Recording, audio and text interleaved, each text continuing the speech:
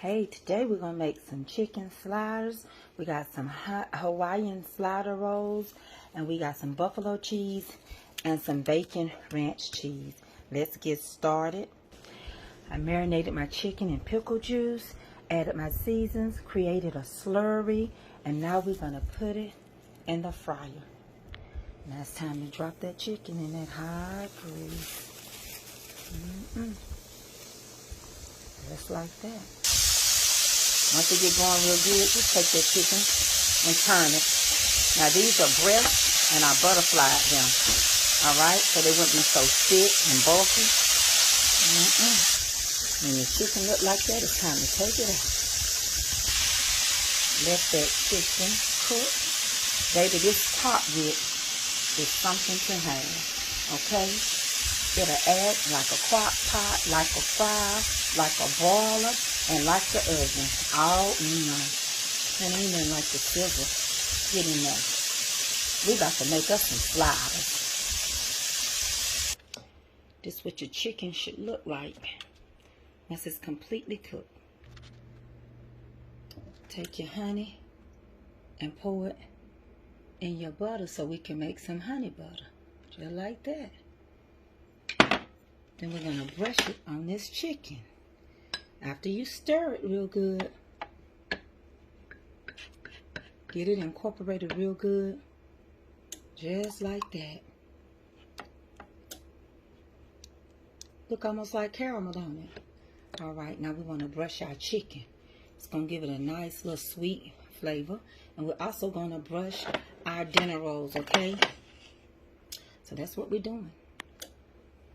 Brush the top of your buns with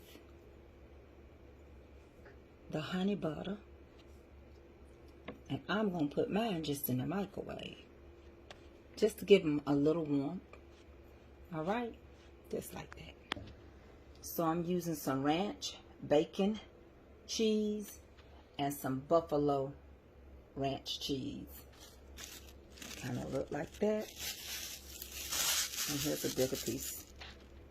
I'm going to put these in the microwave for just a minute. Now you want to cut you some onions and tomatoes and lettuce to get ready to put on your sliders. And you want to go ahead, and I'm going to add some ranch in here. And I'm going to mix it up real good, okay? You're going to take your mixture when you got it like you want it, and you want to put it on top of those chicken sliders like that. Put as much as your slider can hold, because remember, it's not that big. When you get everything you want on there, you can top that slider just like that. Let's finish this up, y'all. They will look a little something just like this. Can you get in there? Can you see it real good? Can you see it like you should? Then I took some of that honey butter and I glazed these. So you're just going to take your time and put your little sliders on there like that, the covering. Now you know we gotta top this off if you want a pickle. Let me say that. Let me put a couple of pickles on here. Just hold on a second. Okay, now we good. Honey, you almost missed the flight, pickle. Now let's put our buns on. We're gonna get our waffle fries out the oven. And you don't have to go over there to Chick-fil-A. You need to come to Trace-a-Lay. Get in there. I mean, really, get in there. Don't that look good? Now, let's plate this with some waffle fries and see how we like that. Hold on. I'm almost done.